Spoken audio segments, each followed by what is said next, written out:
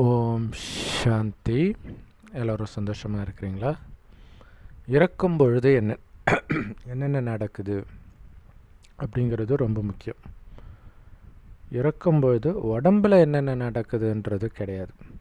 ஏன்னா உடம்பை விட்டு உயிர் பிரியறதுக்கு பேர் தான் மரணம்.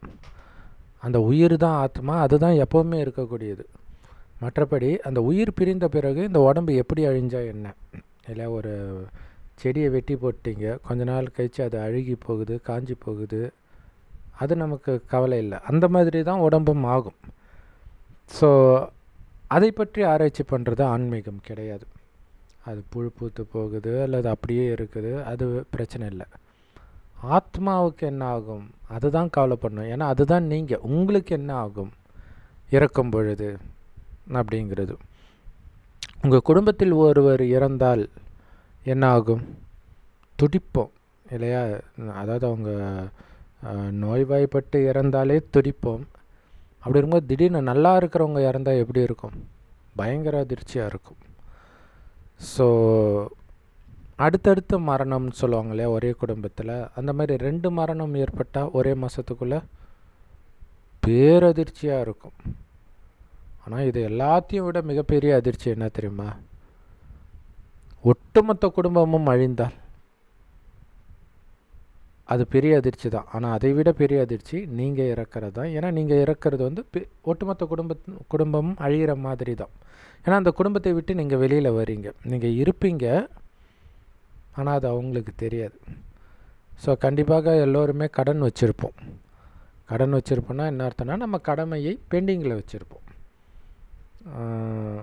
பொண்ணுக்குன்னு ஏதாவது சேர்த்து வச்சுருப்பீங்க, பையனுக்குன்னு ஏதாவது பண்ணி வச்சுருப்பீங்க, ஏதோ திட்டத்தின் அளவில் இருக்கும் அல்லது சேமிப்பு இருக்கும். இதெல்லாம் அவங்களுக்கு தெரியாமலே இருக்கும். ஸோ அப்போ எல்லாமே இருக்குது, ஆனால் அதை என் குழந்தை அனுபவிக்க போகிறதில்லை அப்படிங்கிறது எவ்வளோ பெரிய வலியாக இருக்கும். இன்னொன்று, நீங்களே எதையுமே அனுபவிக்க முடியாது. கஷ்டப்பட்டு வீடு கட்டியிருப்பீங்க, இப்போ உங்களால் அனுபவிக்க முடியல. அனுபவிக்கிறதுக்கு உடம்பு வேணுமே. ஸோ அப்போ ரொம்ப ரொம்ப துடிப்போம். ஸோ இதில் சப்போஸ் பேயாக அலையிறீங்க, இன்னொருத்தர் உடம்புக்குள்ளே பிரவேசமாகறீங்க அல்லது தனியாக பேயாக அலையிறீங்க, அதுவுமே பயங்கரமான வலியை தான் கொடுக்கும். ஏன்னா you are no longer invited. இறந்த பிறகு இல்லையா, உங்கள் குடும்பத்தில் வாப்பா அப்படின்னு வச்சுருக்க போகிறாங்களா? நீ வராமல் இருக்கிறதுக்கு என்ன பண்ணணுன்றதான் அவங்க பண்ணுவாங்க. ஸோ அப்போ யாருக்காக நம்ம உழைச்சோமோ அவங்களே நம்மளை விரும்பலை அப்படிங்கிறது ஒரு மிகப்பெரிய ஷாக்காக இருக்கும். ஸோ உங்களுக்காக அழுவாங்க, உங்களை நினச்சி அழுவாங்க. ஆனால் நீங்கள் அங்கே இருக்கிறீங்கன்னு தெரிஞ்சால் உடனே மந்திரவாதியை கூட்டு வந்து ஓட்ட தான் பார்ப்பாங்க. அப்புறம் என்ன ஆகும் அப்படின்னா, தாயின் கர்ப்பத்துக்குள்ளே பிரவேசமாவீங்க. பேய் அலைந்தாலும் அலையாவிட்டாலும் ஒரு டைம் நீங்கள் தாயின் கர்ப்பத்தில் பிரவேசமாகி தான் ஆகணும் இன்னொரு குழந்தையாக பிறக்க. அங்கே என்ன நடக்கும் அப்படின்னா, அங்கேயும் அப்படியே ஞாபகம் இருக்கும். ஸோ இப்போ வெளியில் பேய் அலைஞ்சாவது நீங்கள் பார்க்கலாம். இப்போ இது ஒரு ஜெயில் மாதிரி. ஒரு குழந்தை உடம்புக்குள்ளே மாட்டிக்கிட்டீங்க. இது எவ்வளோ பெரிய ஜெயில்! குழந்தை உடம்புக்குள்ளே மாட்டிக்கிட்டீங்க. அந்த குழந்தையாலையுமே வெளியில் வரவும் முடியாது, கையை காலை அசைக்கவும் முடியாது. அந்த மாதிரி ஒரு சூழ்நிலை கைதியாக மாட்டி இருக்கிறீங்க. ஆனால் அந்த நினைவுகள் படாத பாடுபடுத்தும். அந்த நினைவுகள் நீங்கள் செய்த தவறு அல்லது உங்களுக்கு மற்றவர்கள் செய்த துரோகம், இதெல்லாம் நினைத்து நினைத்து எந்த அளவுக்கு நீங்கள் கவலைப்படுறீங்களோ அந்த மாதிரி தான் உங்களுடைய முகமும் மாற ஆரம்பிக்கும். முகம் மட்டும் இல்லை, உடலுடைய ஆரோக்கியம் எல்லாமே போக ஆரம்பிக்கும். நீங்கள் எந்த அளவுக்கு துக்கமாக இருக்கிறீங்களோ அந்த அளவுக்கு உடல் ஆரோக்கியம் கம்மியானவர்களாகத்தான் அந்த கருவே வளரும். அடுத்தது, நீங்கள் செய்த பாவங்கள் எல்லாம் அங்கே ஒரு கனவு மாதிரி காட்சியாக கிடைக்கும். ஸோ அதை நினைத்து நினைத்து வருத்தப்படுவீங்க. ஏன் வருத்தப்படுறீங்க? ஏன் உடம்போடு இருக்கும்போது ஏன் வருத்தப்படலைன்னா, உடம்பு இருக்கும்போது ஒரு திமிரு இருக்கும். அந்த உடம்பு ஆரோக்கியமாக இருக்கிற திமிரு, பணம் சம்பாதிக்கிற திமிரு, கூட உறவினர்கள்லாம் இருக்கிறாங்கன்ற திமிரு. அப்போ நீங்கள் செய்த பாவம் உங்களுக்கு பாவமாக தெரியாது. ஆனால் இது எல்லாம் உங்கள் கிட்டேருந்து அபகரிக்கப்பட்டுருச்சு பார்த்தீங்களா? இப்போ அதை போட்டு காட்டும்போது தான் உங்களுக்கு அது பாவமாக தெரியும். துடிப்பீங்க, நான் எவ்வளோ பெரிய பாவம் செஞ்சிட்டேன் அப்படின்னு. ஸோ அதற்கான தண்டனையாக தான் நீ இப்போ இந்த தாயின் கர்ப்பத்தில் பிறந்திருக்கிறார். ஸோ ஏழை குடும்பமாக இருக்கலாம், ஊனமான உடலாக இருக்கலாம். இது இல்லாமல் எதிர்காலத்தின் காட்சி வேறு கொஞ்சம் கொஞ்சம் போட்டு காட்டுவார். இதனால் நீ என்னென்னலாம் அனுபவிக்க போகிறேன்ட்டு. ஸோ இப்போ ஒன்றுமே பண்ண முடியாது, ஏன்னா முடிஞ்சிருச்சு, அவ்வளோதான். நம்ம நம்மை திருத்திக்கிற வாய்ப்பு இந்த உடம்புல இருக்கிற வரைக்கும் தான். இந்த உடம்பு விட்டு வெளில போயிட்டிங்கன்னா அவ்வளோதான், எக்ஸாம் முடிஞ்சிச்சு. அதுக்கப்புறம் நீங்கள் என்ன அடைய போகிறீங்கன்னு நினச்சி வருத்தம்தான் பட முடியும். ஸோ இது நீங்கள் எந்த அளவுக்கு பாவம் செஞ்சுருக்கீங்களோ அதை பொறுத்து தாயின் கர்ப்பத்தில் 6 மாதம் இருப்போம். 4வது மாதம் தான் பிரவேசிக்கும், 10வது மாதம் வரைக்கும், ஒரு ஆவரேஜாக 6 மாதம். ஸோ இதில் ஒரு சிலர் அபார்ஷன் ஆவாங்க இல்லையா, அதுக்கு அபார்ஷன் ஆவாங்க அல்லது அபார்ஷன் பண்ணுவாங்க. ஸோ அப்போ மறுபடியும் இன்னொரு கரு. அது எதுக்குன்னா, நீங்கள் நிறைய பாவம் செய்யும்பொழுது 6 மாத தண்டனை பத்தலைன்றதுக்காக திரும்ப திரும்ப வெவ்வேறு தாயின் கர்ப்பத்தில் அதாவது கருவாக இருப்பீங்க. தண்டனை காலம் முடிந்த பிறகு பிறப்பீங்க. ஸோ அதுவும் எப்படி பிறப்பீங்க தெரியாது இல்லையா. ஆரோக்கியமாக இருப்பீங்களா, இல்லை உடல் ஊனமாக இருக்குமா, மன வளர்ச்சி குன்றி இருக்குமா, இந்த மாதிரி பிரச்சனையெல்லாம் இருக்குது. பட் ஆனால் இந்த மாதிரி பிரச்சனைகளும் குழந்தையாக இருக்கும்போது உங்களுக்கு ஞாபகம் இருக்காது. பிறந்த உடனே உங்களுக்கு ஞாபகம் இருக்காது, எதுவும் முன்ஜென்ம ஞாபகம் இருக்காது, எதுவும் இருக்காது. ஊனமாகவே பிறந்தாலும் சின்ன வயசில் பெருசாக தெரியாது. அப்புறம் ஒரு குறிப்பிட்ட வயது ஆக தான் மற்ற குழந்தைங்களும் ஜாலியாக ஆடி ஓடி இருக்கும்போது நம்மளால் முடியலையன்றது வலி ஸ்டார்ட் ஆகிடும். அப்படியே நீங்கள் ஆரோக்கியமாக பிறந்தால் கூட ஸ்கூலுக்கு அப்படியே குழந்தைங்க அப்படியே சந்தோஷமாக துள்ளி குதிச்சுட்டா போகிறாங்க. ஸோ அதுவே ஒரு விதத்தில் ஜெயில் மாதிரி தான். அப்புறம் பெருசாகி கல்யாணம் பண்ணால் இன்னும் பெரிய ஜெயில். ஸோ முழுக்க முழுக்க துக்கம்தான் இல்லையா. வாழும்போதும் துக்கம், இறக்கும்போதும் துக்கம், இறந்த பிறகும் துக்கம், இன்னொரு தாயின் கர்ப்பத்தில் போகும்போது துக்கமோ துக்கம். அதுதான் ஜெயிலுன்றார். ஸோ பயங்கரமான தண்டனை, தப்பிக்கவே முடியாது. அடுத்தது மீண்டும் பிறக்கும்போதே அழுதுட்டு தான் பிறக்கிறோம். அதுக்கப்புறமும் கொஞ்சம் கொஞ்சமாக இன்ஸ்டால்மெண்ட்டில் அழுதுகிட்டே இருக்கிறோம். போக போக அதிலும் குறிப்பாக நீங்களாக ஒரு குடும்பத்தை உருவாக்கும்போது சுமை அதிகமாகும்போது இன்னும் வலியாகுது. ஸோ இது திரும்ப திரும்ப திரும்ப திரும்ப நடக்குது. ஆனால் ஒரு ஜென்மத்தை விட அடுத்த ஜென்மத்தில் துக்கம் அதிகமாக தான் இருக்கும். நீங்கள் செய்கிற பாவத்தின் அளவும் அதிகமாக தான் இருக்கும். இப்படி தான் நடக்குது. ஸோ யாரோ கேட்டிருந்தாங்க, எதுக்கு கடவுள் படித்தார்? சரி, படித்ததும் படித்தார், ஒருமையில் கேட்டிருந்தாங்க. அப்புறம் எதுக்கு சாவு கொடுத்தார் அப்படி இப்படின்ட்டு. சரி, சாவு கொடுக்கலன்னா, ஏன்னா நீங்கள் செய்த பாவத்திற்கான தண்டனை கொடுப்பதற்காகத்தான் அந்த மரணம். அது ஒரு ஜெயில். அப்போ எப்போவுமே மரணம் தண்டனை கிடையாது. இந்த பூமியை 5000 வருடம் முன்பு சொர்க்கமாக படைக்கிறார். அங்கே அது மரணம் கிடையாது. ஏன்னா அங்கே உங்களை உடம்புனே நினைக்க மாட்டீங்க. இந்த உடலை இயக்கக்கூடிய அழிவற்ற ஆத்மா நான் உணர்வீங்க. அதாவது உயிர். அது பூர்வமத்தில் நட்சத்திரம் மாதிரி ஜொலிக்கினால்தான் இங்கே போட்டு வைக்கிற பழக்கம் இருக்குது. ஸோ முதல் 2500 வருடம் சொர்க்கமாகவே இந்த பூமி இருக்கும். அடுத்த 2500 வருடம் இந்த பூமி நரகமாகுது. கடைசி 100 வருடம் தான் சிவபெருமான் அவர் இருக்கும் இடமாகிய பரந்தாமத்திலிருந்து பூமிக்கு ஒரு வயோதிகர் உடலில் இந்த ஞானத்தை கொடுக்கிறார். இப்போ சொர்க்கமாக இருக்கும் பொழுது எல்லாம் ஏன் துக்கம் இல்லை அப்படின்னா, நான் ஆத்மா தான், கண் வழியாக பார்க்குறேன், வாய் வழியாக பேசுகிறேன், அனைத்தையும் பண்ணுறது ஆத்மா, அதுதான் நான் அப்படிங்கிற உணர்வு இருக்கும் 2500 வருடம். அதனால் என்ன ஆகும்னா சதா ஆனந்தமாக இருப்பீங்க. ஏன்னா ஆத்மாவுடைய உண்மையான குணம் ஆனந்தம். அப்போ ஆனந்தமாக இருக்கும்போது அது திருப்தியாக இருக்கும். தனக்குத்தானே வெளி உலகத்து விஷயத்தில் சார்ந்து அதோடைய சந்தோஷம் இருக்காது. அது சொர்க்கம்தான். தங்கம் வைர வைடூரியம் கொட்டி கிடக்கும், எல்லாம் அழகானவர்களாக அன்பானவர்களாக இருப்பாங்க, அதெல்லாம் ஓகே. ஆனால் அந்த மனிதர்கள் அல்லது பொருள்களை தங்களின் ஆனந்தத்தின் மூலமாக அவங்க கருத மாட்டாங்க. மாறாக ஆத்மாவில் கவனம் இருக்கிறதுனால அந்த ஆனந்தம் ஒரே சீராக இருக்கும் முதல் 2500 வருஷத்துக்கு. அப்பையும் இப்போ நாம் நினைக்கிற மரணம் நடக்கும். அதாவது ஒரு உடலை விட்டு உயிர் பிரிந்து இன்னொரு உடலை எடுக்கும். ஆனால் அங்கே அது துக்கத்தை கொடுக்காது. காரணம் என்னென்னா, அவங்க ஆத்மான்ற உணர்வில் இருக்கிறனால ஆத்மா ஒரு ட்ரெஸ்ஸை கட்டிட்டு இன்னொரு ட்ரெஸ்ஸு போடுற மாதிரி தான் அனுபவமாகும். அங்கே எந்த பாவமும் செய்யவும் மாட்டாங்க, தண்டனை அனுபவிக்க. ஸோ முதல் 2500 வருடத்திற்கு மரணம் தண்டனையாக இல்லை. அது ஒரு ஆனந்தமான விஷயமாக இருந்தது. புது உடம்பை எடுக்க போகிறோம். எல்லாருடைய அன்பும் ஆத்மா மீது தான் இருக்குமே தவிர உடலின் மீது இருக்காது. அந்த ஆத்மா கண்டிப்பாக இன்னொரு இடத்துல இருக்கும்னு தெரியும். அதனால் அவங்க கவலைப்பட மாட்டாங்க. ஆனால் அடுத்த 2500 வருடம் நரகத்தில் வரும்போது தான் ஆத்மான்றதுக்கு பதில் உடல்ன்ற உணர்வு வந்துடுது.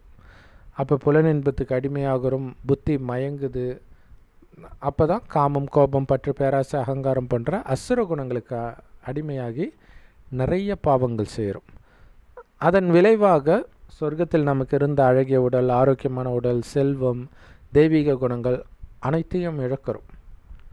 பாவ சுமை இன்னும் அதிகமாக தண்டனை பலவிதமான நோய்களின் ரூபத்தில், இயற்கையின் சீற்றத்தின் ரூபத்தில், திடீர் மரணத்தின் ரூபத்தில் வந்துக்கிட்டே இருக்குது.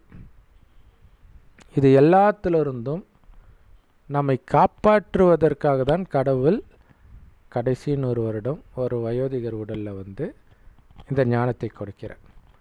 என்ன இந்த ஞானம் அப்படின்னா, நீங்கள் நினைக்கிற மாதிரி மரணம் எப்பவும் துக்கம் கொடுக்கல முதல் 2500 வருடத்திற்கு.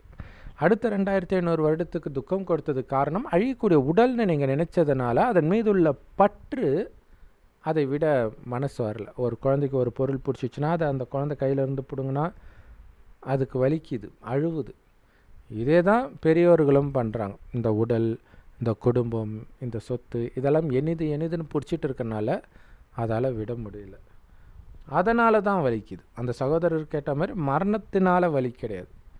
அது ஒரு உடலை விட்டு இன்னொரு உடலை எடுக்க போகுது. இது அது வலி கிடையாது.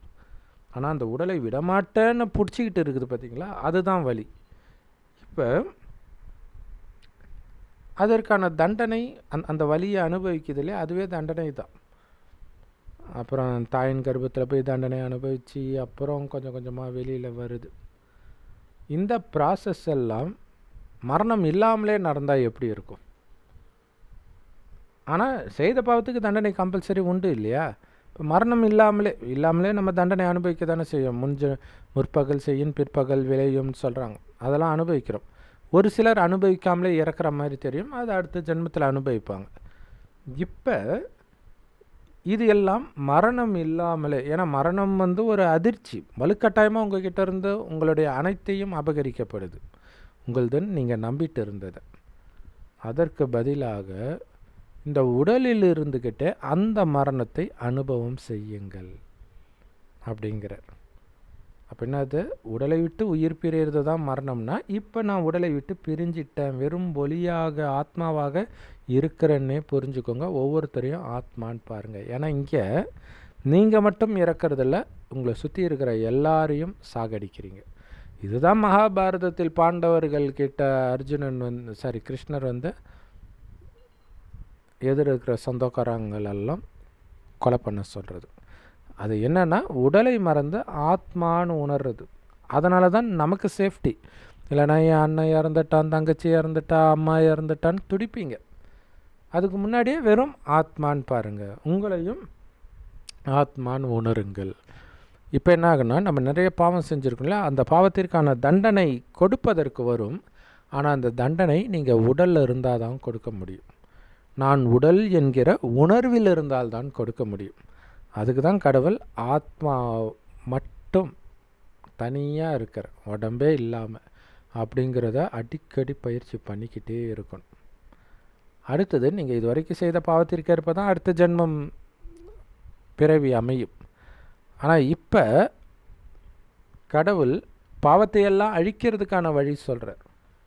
அது என்ன அப்படின்னா, உங்களை பூர்வ மத்தியில் இருக்கக்கூடிய ஆத்மான்னு உணர்ந்து அந்த ஆத்மாவின் தந்தை சிவபரமாத்மாவை சதா நினைவு பண்ணிக்கிட்டே இருக்கணும். செம்பான் நிறமான ஒளி உலகத்தில் நட்சத்திரம் மாதிரி அவரை நினைவு பண்ணிக்கிட்டே இருக்கணும். எந்த அளவுக்கு அவரை நினைக்கிறீங்களோ அந்த அளவிற்கு ஆத்மா தூய்மை ஆகும். அதாவது வெளி உலக விஷயங்களிலிருந்து விடுபடும், பற்றிலிருந்து விடுபடும். அப்போ பாருங்கள், வலுக்கட்டாயமாக உடலை உங்ககிட்ட இருந்து அபகரிக்கிற அந்த மரணத்தில் நீங்கள் வலியை அனுபவிப்பீங்க. ஆனால் இங்கே உங்களுக்கு டைம் கொடுத்துட்டாங்க. ஆனால் அதுக்கும் லிமிட் இருக்கும், எப்போன்னு சொல்ல மாட்டார். அதுக்குள்ளே நீங்கள் இப்போவே இறந்துட்டதாக நினைச்சு முயற்சி பண்ணுங்கள். நான் வெறும் ஆத்மா, யாரை பார்த்தாலும் ஆத்மான்னு பாருங்கள், என்னுடையவர் இல்லைன்னு பாருங்கள். என்னுடையதுன்னு நினைக்கிறதுனால தான் பிரச்சனை. ஸோ சிவபரமாத்மாவை மட்டும் நினைக்கணும். செம்பு நிறமான ஒளி உலகத்தில் நட்சத்திரமாக இருக்கார். அவர் தான் எனக்கு அப்பா, அம்மா, கணவன், மனைவி, குழந்தை, அனைத்து உறவுகளும் அவர் ஒருவரே. மற்றவர்கள் எல்லாரும் அவருக்கு குழந்தை, அதனால் எனக்கு சகோதரர்கள். என் அப்பாவுடைய குழந்தைனா எனக்கு சகோதரர்கள் தானே, எல்லாருமே ஒரே மாதிரி சகோதரர்கள். ஸோ ஸ்பெஷல் லவ்லாம் கிடையாது.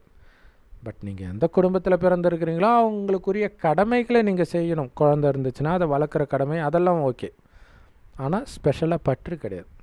அது சகோதர ஆத்மா அப்படின்னு ஆத்மாவை மட்டுமே நீங்கள் பார்த்துக்கிட்டு இருக்கிறீங்க அப்படின்னா எப்போ கூப்பிட்டாலும் போகிறதுக்கு தயாராக இருக்கணும். உடலை விட்டு ஒரு நாள் பிரியணும் இல்லையா, ஆனால் அதுக்கு நீங்கள் ஏற்கனவே தயாராகிறீங்க. அப்போ ஆரம்பத்தில் இந்த ஞானம் புரிந்தால் கூட அதை உணர்றதுக்கு டைம் எடுக்கும். ஏன்னா இங்கே கடவுள் உடலை விட்டு உயிர் பிரிவதற்கான ஞானத்தை கொடுக்கிறார்.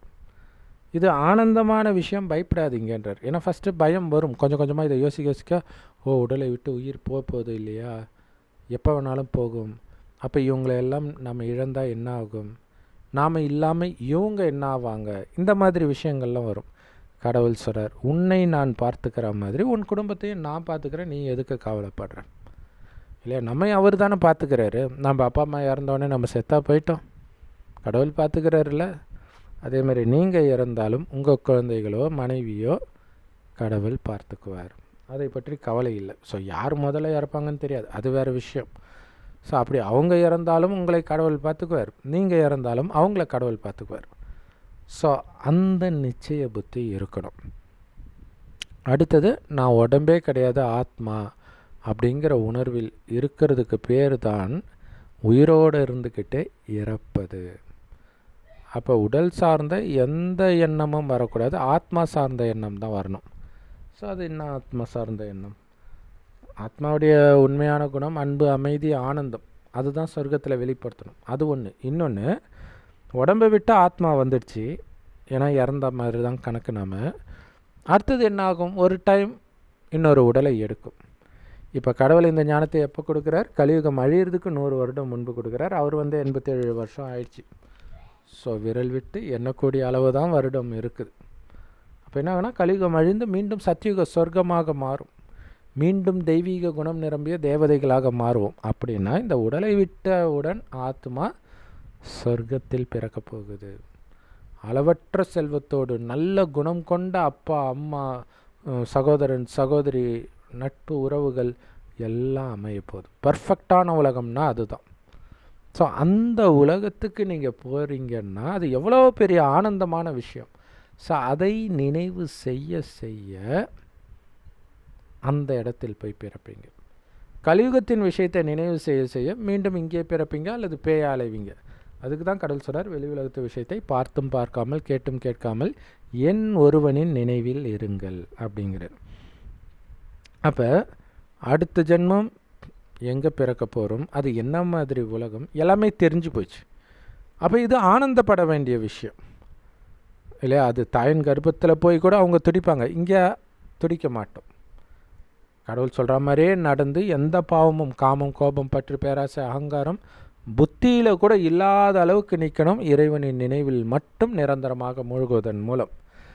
ஸோ அப்படிப்பட்டவர்களுக்கு இந்த உடலை விடுவதை விட மிகப்பெரிய ஆனந்தம் கிடையாது. ஏன்னா இந்த உடலை விட்டவுடன் கண்டினியூஷன் எங்கே நடக்குது, சத்தியுக சொர்க்கத்தில் தேவதையாக நாம் பிறக்கிறோம். என்ன வித்தியாசம், அங்கே ஐயோ விட்டுட்டேனேன்னு நினச்சி கதறுவீங்க, இங்கே அடைஞ்சிட்டேனேன்னு ஆனந்தம். அந்த ஆனந்தத்தை உடலை விட்டு பிரியறதுக்கு முன்னாடியே நீங்கள் அனுபவம் செய்யுங்கன்ற. இறைவன் எப்போ ஞானத்தை கொடுத்துட்டாரோ அப்போவே சொர்க்கத்தின் அதிபதி தான் நீங்கள். அதை நீங்கள் எந்த அளவுக்கு நினைவு செய்கிறீங்களோ இப்போவே ஆனந்தமாக இருப்பீங்க. ஒன்று, இந்த உடலை விடணுமே ஸ்லைட்டாக ஒரு பயம் இருக்கும். அதுக்கு தான் தினம் தினம் இறைவன் முரளி கொடுக்கிறார். ஞானம் எல்லா பிரம்மகுமாரிகள் ராஜயோக நிலையத்திலும் முற்றிலும் இலவசமாக முரளின்ற இந்த ஞானம் கிடைக்குது. யூடியூப் வெப்சைட்ஸில் இருக்குது, அதோட லிங்க் இந்த வீடியோ கீழே டிஸ்கிரிப்ஷனில் கொடுக்குறேன், அவசியம் பார்த்து பயன்பெறுங்கள். ஸோ அந்த ஞானத்தை படிக்க படிக்க உங்களுக்கு ஆனந்தம் வரும். கொஞ்சம் கொஞ்சமாக இது உண்மையில் கூடு விட்டு கூடு பாயும் கலை. ஆனால் மிக உயர்ந்த உடலுக்கு போகிறீங்க. ரொம்ப தாழ்ந்த கலியுக உடல்லேருந்து, நோய்வாய்ப்பட்ட உடல்லேருந்து, சின்ன தலைவலி கூட வராத எந்த குறையும் இல்லாத உடல் இந்த ஆத்மா தாவ போகுது. வெறும் உடல் மட்டும் இல்லை, அந்த உடலின் உறவுகள் அவ்வளோ நல்லா இருக்கும். அப்பா அம்மா எல்லாமே, சிங்கமும் பசும் ஒன்றா தண்ணி குடிக்கும் சொர்க்கத்தில். அந்த மாதிரி உலகத்துக்கு நான் போக போகிறேன், 5000 வருடம் கழிச்சு மறுபடியும் போக போகிறேன்றது எவ்வளவு சந்தோஷமான விஷயம். அதை மனதுக்குள்ளே நாம் இப்போ இந்த உடலில் இருக்கும்போதே அசை போட்டுக்கிட்டே இருக்கும் பொழுது அந்த மரணத்திற்காக நம்ம வெயிட் பண்ணிட்டு இருப்போம் ஆனந்தமாக. இங்கேருந்து அமெரிக்காவுக்கு ஒருத்தன் ஃபஸ்ட்டு தடவை போகிறான்னா எவ்வளோ ஆனந்தமாக இருப்போம். ஏரோப்ளேனில் ஏறும்போது முதல்ல ஏரோப்ளேனில் ஏறும், ஒரு பெரிய சொர்க்கம் மாதிரி மனிதர்களுடைய கற்பனையில் இப்போ அமெரிக்கா இருக்கு இல்லையா. ஸோ அங்கே போக போகிறோம். ஆனால் அது ஒன்றும் சொர்க்கம் இல்லையே. இல்லை, ஏரோப்ளேன்லேயே ஆக்சிடெண்ட் ஆகுது. அங்கே போனால் பலவிதமான பிரச்சனைகள் இருக்குது, அரசியல் ரீதியான பிரச்சனைகள். ஆவணம் துப்பாக்கியால் சுடுறாங்க. அங்கெல்லாம் கடுமையான பனிமழை பெய்யும், பல பிரச்சனைகள் இருக்குது. இருந்தாலும் அங்கே கொஞ்சம் வசதியாக இருக்கிறதுனால மக்களுக்கு அது பிடிச்சிருக்குது. ஆனால் இந்த மாதிரி கடுமையான வெயில், கடுமையான குளிர், இந்த சூறாவளி, டொர்னேடோ அடிக்கடி இதெல்லாம் வரும் அங்கே அமெரிக்கா போன்ற நாடுகளில். இதெல்லாம் எதுவுமே இருக்காது. அடுத்தது நீ பெரியவன் நான் பெரியவன், பிறரை மட்டம் தட்டுறது எதுவும் இருக்காது. அங்கே ராஜாவாக ஸ்ரீ லக்ஷ்மி நாராயணனாக ஆவீங்க முயற்சி செய்தால். ஸோ ராஜா ராணி மட்டும் இல்லை, பிரஜைகள் கூட அவ்வளோ அன்பாக இருப்பாங்க, யாரும் துக்கம் கொடுக்க மாட்டாங்க. ஆனால் இங்கே இல்லையா, ஆட்சியாளர்களை இவங்களும் நிம்மதியாக விடுறதில்லை. ஆட்சியாளர்கள் டேக்ஸு, விலைவாசி ஏற்றம் இதன் மூலமாக மக்களையும் நிம்மதியாக விடுறதில்லை. இந்த இரண்டுமே அங்கே நடக்காது. ஏன்னா மக்கள்கிட்ட வரி வாங்கி அங்கே ராஜ்யம் பண்ண மாட்டாங்க. ஏன்னா ராஜா ராணி தான் இருக்கிறதுலே மிகப்பெரிய பணக்காரர்களாக இருப்பாங்க. ஸோ அதனால் அங்கே வரி எல்லாமே இருக்காது. அங்கே ராஜா ராணி தன்னுடைய அப்பா அம்மா மாதிரி பிரஜைகள் உணர்வாங்க. அவர்களும் ராஜா ராணியும் பிரஜைகளை தங்களுடைய குழந்தைகள் மாதிரி உணர்வாங்க. ஸோ அந்த மாதிரி உலகத்திற்கு நான் போயிட்டு இருக்கிறேன். அப்படி போன முதல் நம்பர் தான் லக்ஷ்மி நாராயணன். ஸோ அந்த மாதிரியே நான் ஆகிட்டு இருக்கிறேன்றது எவ்வளோ சந்தோஷமான விஷயம். அதை சதா மனதில் அசை போட போட மரணத்துக்கு தான் தயாராகிறீங்க. ஆனால் கரெக்டாக இது மரணம்னு சொல்ல முடியாது. மரணத்திற்கு அடுத்து இருக்கக்கூடிய ஜென்மத்திற்கு ஆனந்தமாக தயாராகிறீங்க. ஏன்னா அது ஆனந்தமான ஜென்மம் அப்படின்னு உங்களுக்கு தெரியும். ஸோ இதுதான் உண்மையில் மரணத்தை வெல்லும் வழி. ஸோ சொர்க்கத்தில் யாருக்கும் மரண பயமே இருக்காது. ஏன்னா அவங்க ஆத்ம உணர்விலே வேறு இருக்க போகிறாங்க. சொர்க்கம் அது பார்த்தாலே சொர்க்கம் தானே, எங்கேயுமே துக்கம் இருக்காது. ஸோ எங்கே பிறந்தாலும் அவங்க ஆனந்தமாக தான் இருப்பாங்க. எங்கே பிறக்க போகிறோன்ற காட்சியும் கிடைக்கும். குஷியாக உடலை விட்டு இன்னொரு உடலை எடுப்பாங்க. இப்போ நமக்கு மரண பயம் மட்டும் நீங்கிறது கிடையாது, உலக அழிவின் பயத்தை பற்றியும் நாம் கவலைப்படுறது கிடையாது. ஏன்னா உலகம் அழிய போகும்போது தான் இந்த ஞானத்தை கொடுக்கிறார். ஆத்மா அழியாது, ஏன் பயப்படணும்? ஆத்ம உணர்வில், அதாவது உடல்னு ஒன்று இருக்குதுன்றதே முற்றிலும் மறந்துட்டா உங்களுக்கு பயம்னா என்னன்னே தெரியாதுன்றார். ஏன்னா எப்படி உடல் இல்லாத ஆத்மாவுக்கு காமம், கோபம், பற்று, பேராசை, அகங்காரம் வராதோ அதேமாதிரி பழி வாங்கிறது, பயப்படுறது, இந்த மாதிரி குணமும் கூட வராதுன்றார். சதா ஆனந்தமாக இருப்போம். ஏன்னா ஆத்மாவுடைய உண்மையான குணம் அது. ஸோ சிவபெருமானை நினைக்க நினைக்க அவரை மாதிரி நாமளும் சச்சித்தானந்த ஸ்வரூபமாக ஆகிறோம். ஸோ அப்படிப்பட்ட வழியை இறைவன் மட்டும்தான் போதிக்கிறார். முதலில் ஆத்மா இந்த பூமியிலிருந்து கடவுள் இருக்கிற பரந்தாமத்துக்கு போகும். பிறகு இந்த பூமி சொர்க்கமான பிறகு மீண்டும் பூமியில் சொர்க்கத்தில் ஜென்மம் எடுக்கும். ஸோ அப்படி பூமியிலிருந்து ஆத்மா தப்பிச்சு மேலே பரந்தாமத்துக்கு போகிறது தான் முக்தி. அங்கேருந்து மீண்டும் சொர்க்கத்திற்கு வருவதற்கு பேர் தான் ஜீவன் முக்தி. இது ரெண்டுமே இறைவன் கொடுக்குற இந்த ஒரு ஞானத்தினால் மட்டுமே அடைய முடியும். அது என்ன? உங்களை சதா ஆத்மானு சிவபரமாத்மாவை நினைவு பண்ணிக்கிட்டே இருக்கணும். ஒருவரை ஒருவர் ஆத்மாவாக மட்டுமே பார்க்கணும். இப்போ வெளியில் போய் அடி உதையெல்லாம் பட்டு, கர்ப்பத்தில் போய் அடி உதப்பட்டு, இது எல்லாமே வெளியிலிருந்தே நீங்கள் அனுபவிக்கிறீங்க. என்ன ஒன்று, துக்கம் மட்டும் நீங்கள் பண்ணுற முயற்சியின்படி குறையும், அல்லது சுத்தமாக கூட துக்கம் இல்லாமல் நீங்கள் தப்பிக்கலாம். அப்போ அடுத்த குழந்தையாக பிறந்து மறக்குது பாருங்களா. ஸோ அந்த ஸ்டேஜையுமே இந்த உடல்லிருந்தே நாம் அனுபவித்து அந்த மனநிலைக்கு வந்துடுறோம். ஸோ அப்போ ஆனந்தமாக சொர்க்கத்தின் ஒரு தாயின் கர்ப்பத்தில் பிரவேசமாகி பிறக்கும்பொழுதே தங்க ஸ்பூனில் பிறப்பீங்கன்ற. உதாரணத்துக்கு நீங்கள் நாராயணனாக பிறக்கிறீங்கன்னா அங்கே போய் முயற்சி செஞ்சு நாராயணன் ஆகிறது கிடையாது. இப்போ பண்ணுற முயற்சி இறைவனின் நினைவிலிருந்து காமம், கோபம், பற்று, பேராசை, அகங்காரத்தை வெல்றீங்களே, இதோடைய பலனாக தான் அங்கே ராஜ குடும்பத்தில் பிறக்கிறீங்க. ஸோ அப்படி நான் ராஜாவாக பிறக்க போகிறேன், இதை உங்கள் மனதுக்குள்ளே சொல்ல தான் இந்த உடலை விட்டு போகிறதை பற்றி கவலைப்பட மாட்டீங்க. எங்கே போக போகிறேன் அந்த ஆனந்தத்தில் இருப்பீங்க அப்படின்னு கடவுள் சொல்கிறார். ஸோ அப்போ யோசிச்சு பாருங்கள், நீங்கள் தாயின் கர்ப்பத்தில் போய் தண்டனை அனுபவித்து எதுவும் கிடையாது. ஏன்னா இங்கே மட்டும்தான் கர்ப்பம் ஜெயில் மாதிரி இருக்குது நமக்கு தண்டனை கொடுக்கறதுனால. சொர்க்கத்தில் கர்ப்பத்தை மாளிகைன்னு வரும், ஹாயாக இருப்போம். அதனால தான் ஸ்ரீகிருஷ்ணர் ஆளிலையில் மிதந்துட்டு வருவார், கால் மேலே காலை போட்டுக்கிட்டு கால் கட்டை விரலை சூப்பிட்டு.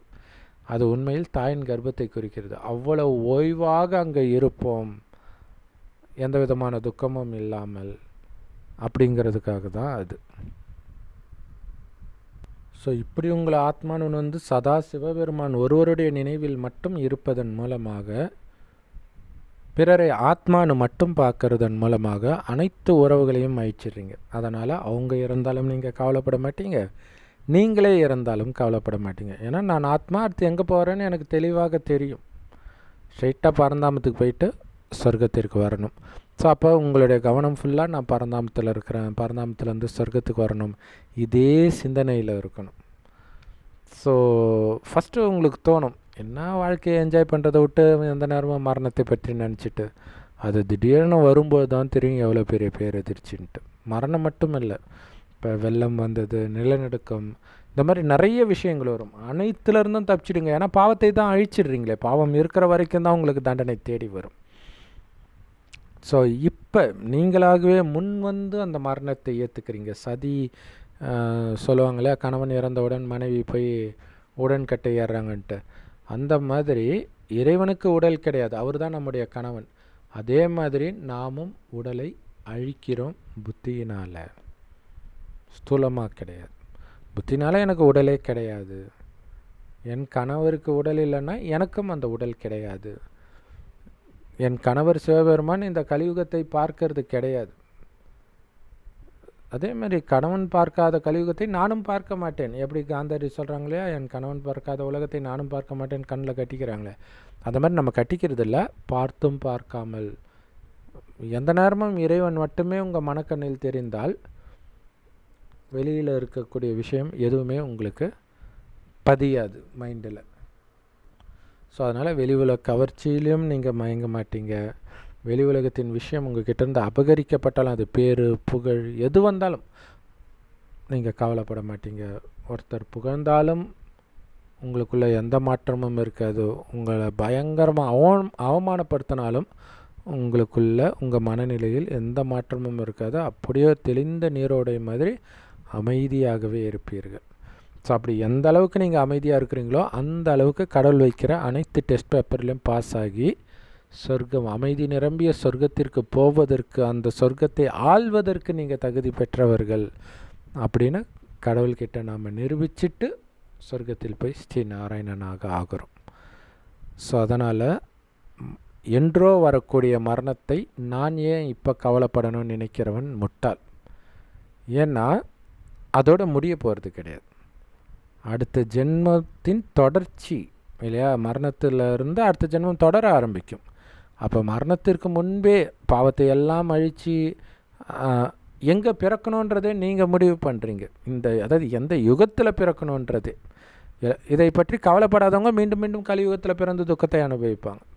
நான் மீண்டும் கலியுகத்தில் பிறக்கக்கூடாது, சத்தியுகத்தில் பிறக்கணும் அப்படிங்கிற ஒரே சிந்தனையில் இருக்கிறதுனால கலியுகத்திலிருந்தே தப்பிச்சிடுறீங்க. ஏன்னா பிறவா நிலை கலியுகத்தில் தான் மக்கள் கேட்பாங்க, சொர்க்கத்தில் கேட்க மாட்டாங்க. ஏன்னா அங்கே துக்கம் கிடையாது, இங்கே துக்கம் இருக்கிறதுனால கேட்குறாங்க. ஸோ அதனால் தெளிவாக தெரியும், நான் இங்கேருந்து நேராக பரந்தாமத்துக்கு போகணும், அங்கேருந்து சொர்க்கத்துக்கு வரணும். இதே சிந்தனையாக இருக்கும் பொழுது மற்ற எல்லோரும் இந்த நினைவை மறக்க வைக்கக்கூடிய ஒரு தடை தான் புரிஞ்சுக்கிட்டு அவர்கள்கிட்ட ரொம்ப நேரம் பேசி நேரத்தை வீணாக்காமல், அப்படியே பேசினா கூட இறைவனுடைய நினைவும் நம்முடைய லட்சியம் ஸ்ரீ நாராயணன் ஆகிறதும் உங்கள் மைண்டை விட்டு போகவே கூடாது. ஓம் சாந்தி. தேங்க்ஸ் ஃபார் வாட்சிங்.